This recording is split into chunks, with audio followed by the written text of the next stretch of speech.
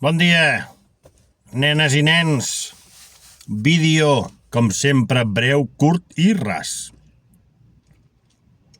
Mentre per tota Europa hi ha colles de recerca dels caiguts en les guerres, per honorar-los, aquí en aquest puto país de merda que tenim, l'Estado espanyol, volen tapar tot el genocidi comès durant dècades pel Franco. També els rojos en van fer. Però la lliçó que hauríem d'aprendre és que tota Europa té colles, inclús professionals, que busquen caiguts i desapareguts dels dos bandos, Dels dos bandos. Resulta que aquí no, aquí ho hem de tapar. Per què?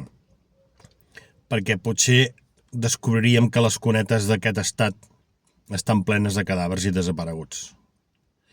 És molt trist que la democràcia no hagi arribat aquí a aquest país.